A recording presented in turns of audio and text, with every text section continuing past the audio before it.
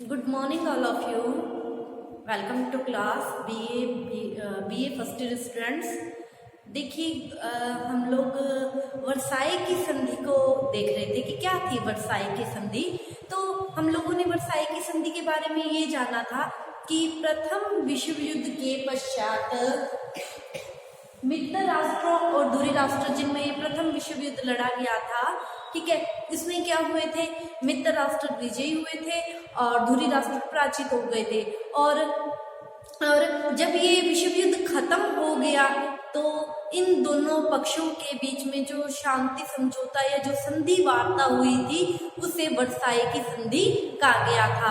और ये फ्रांस में पेरिस में वर्साई के महल में हुई थी, इसलिए इसका नाम रख दिया गया था वर्साई की संधि।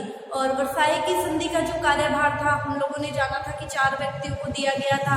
अमेरिका के राष्ट्रपति वुड्रो विल्सन, इटली के ऑरलैंडो और ब्रिटेन के प्रधानमंत्री जॉर्ज और फ्रांस के प्रधानमंत्री क्लीमेंशु, इन 4 व्यक्तियों पर यह भार था। लेकिन विल्सन और ऑरलैंडो में विवाद हो गया था तो ऑरलैंडो वापस चला गया। इन 3 व्यक्तियों पर यह भार आ गया था और वर्साई की संधि का ये जो अध्यक्ष बनाया गया था फ्रांस के प्रधानमंत्री क्लीमेंशु को बनाया गया था, ठीक है। और इसमें अमेरिका को विशेष स्थान दिया गया था और अमेरिका के राष्ट्रपति वुड्रो विल्सन ने अपने कुछ सिद्धांत दिए थे। तो कल हम लोगों ने उन सिद्धांतों के बारे में चर्चा की थी और हम लोगों ने ये जाना था कि मित्र राष्ट्रों को या विजित राष्ट्रों को पराजित राष्ट्रों के साथ ये जो वर्साई की संधि है इसको करने में 5 साल का समय, 5 वर्ष लग गए थे, ठीक है। 28 जून 1919 को जर्मनी ने साइन किए थे और उसके पश्चात सभी देशों ने धीरे धीरे साइन किए और ये संधि संपन्न हो गई थी, ठीक है। तो हम लोग इस वर्साई व्यवस्था के बारे में आगे जानते हैं कि क्या हुआ था कि सबने साइन किए तो क्या प्रारूप था, क्या इस संधि के अंतर्गत क्या शर्तें थी, क्या प्रावधान थे। तो देखते हैं, सबसे पहले हम शुरुआत करते हैं जर्मनी से।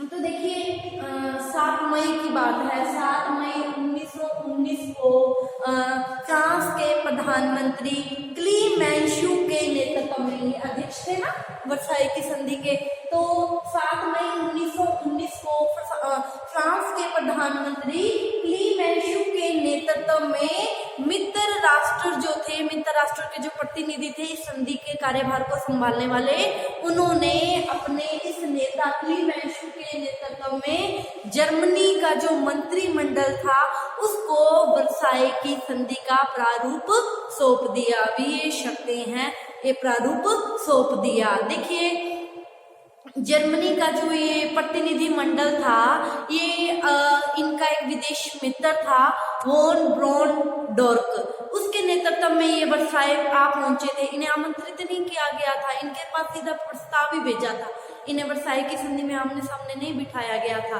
ठीक है। तो ये जर्मनी जो मंत्रिमंडल था ये वर्साई आ पहुंचा था, ठीक है। और ये जो मंत्रिमंडल था इसको, ये जो वर्साई का जो महल था इसके बाहर एक होटल था, होटल का नाम था ट्रोयन जर्मन पैलेस होटल।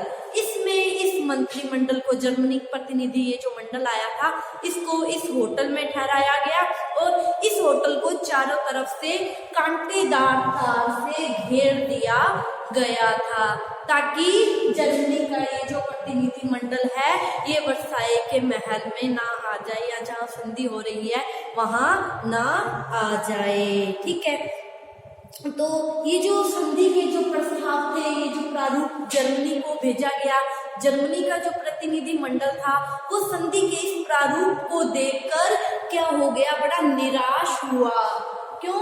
क्योंकि उनका ये मानना था कि ये जो संधि की शर्तें हैं ये आमने सामने बैठकर जो वार्तालाप होएगी हमारे मित्र राष्ट्र, दूरी राष्ट्र मतलब पराजित और विजित राष्ट्रों की, हमारी ये बातें आमने सामने होएंगी, ठीक है। लेकिन ये जो वार्ता आमने सामने होनी थी जर्मनी के जो प्रतिनिधि मंडल ने तो यही सोचा था, लेकिन उन्हें तो बाहर ही होटल में कांटेदार तार से घिरे हुए होटल में ठहरा दिया गया कि कहीं ये वर्साई के महल में ना आ जाए, ठीक है। और इनके पास अपने आप ही मित्र राष्ट्रों ने संधि का प्रारूप तय करके इनके पास भिजवा भिजवा दिया, तो इनको अपने आप ही निराशा होनी थी। ठीक है, तो मित्र जो राष्ट्र थे उन्होंने जर्मनी को क्या कहा कि 3 सप्ताह का समय हम आपको देते हैं, 3 सप्ताह के अंदर अंदर आप इस प्रारूप को देख लें और इस पर अपना लिखित वक्तव्य हमें लिखकर दे दें कि आप अपने साइन कर दें कि आपको ये शर्तें मंजूर हैं।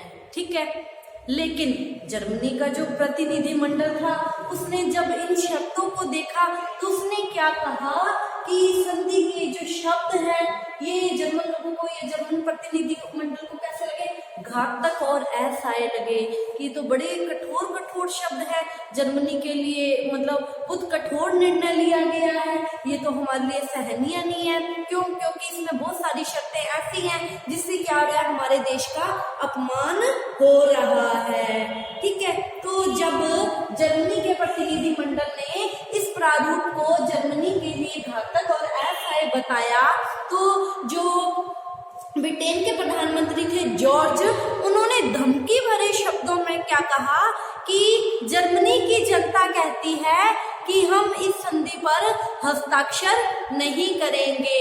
अगर जर्मनी, ये तो जर्मनी की जनता ये बात कह रही है, जबकि जर्मनी का ये जो प्रतिनिधि मंडल आए हैं, जो राजनीतिज्ञ आए हैं, इन्हें इस संधि पर साइन करने होंगे।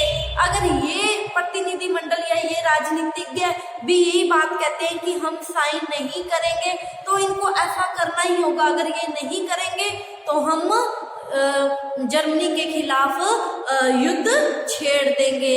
मतलब उससे जर्मनी को किसकी चेतावनी दी गई?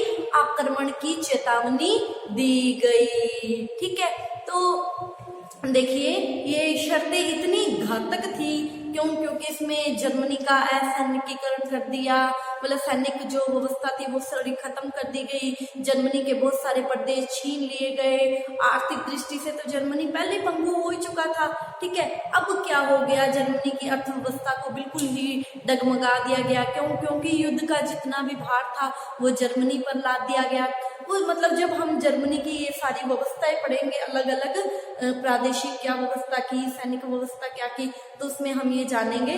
ठीक है, ये इसलिए घातक लगे क्योंकि इसी प्रारूप में तो ये सारी शर्तें थी।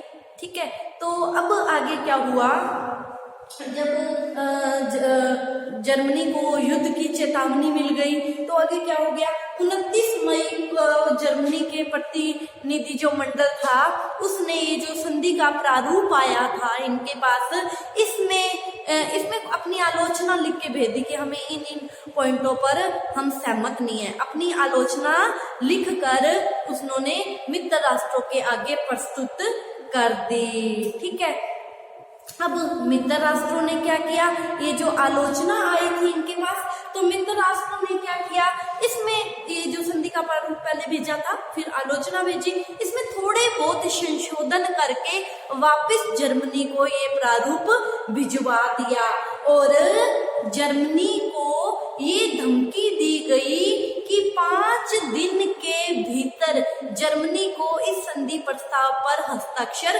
करने होंगे।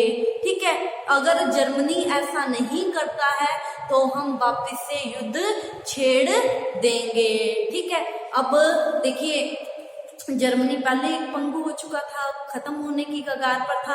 अगर मित्र राष्ट्र फिर जर्मनी के खिलाफ युद्ध छेड़ देते तो जर्मनी तो खत्म ही हो जाता। ठीक है, अतः जर्मनी को मजबूर होकर क्या करना पड़ा, 28 जून 1919 को संधि पर हस्ताक्षर करने पड़े। ठीक है, अतः जर्मनी ने क्या किया, 28 जून 1919 को संधि के प्रस्ताव पर हस्ताक्षर कर दिए। ठीक है, तो अब देखिए ये जो संधि का प्रस्ताव था ये कैसा था, देखो वर्साई की संधि में 15 भाग थे अलग अलग। ठीक है, और इसमें 339 धाराएं थी और 80,000 शब्द थे। ये इतना बड़ा प्रारूप था।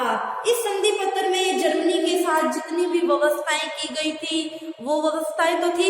इसके अतिरिक्त क्या था, राष्ट्र संघ, अंतर्राष्ट्रीय श्रमिक संगठन, अंतर्राष्ट्रीय न्यायालय के जो सिद्धांत थे, ठीक है, और उनसे संबंधी व्यवस्थाओं को भी इस संधि में शामिल किया गया था। ठीक है, तो ये हम लोगों ने संधि के बारे में थोड़ा और जाना। अब क्या प्रादेशिक, क्या सैनिक, क्या व्यवस्थाएं थी, उसके बारे में हम कल की क्लास में चर्चा करेंगे। आज की क्लास के लिए इतना ही। Thank you all of you. आप इसका स्क्रीनशॉट ले लीजिए।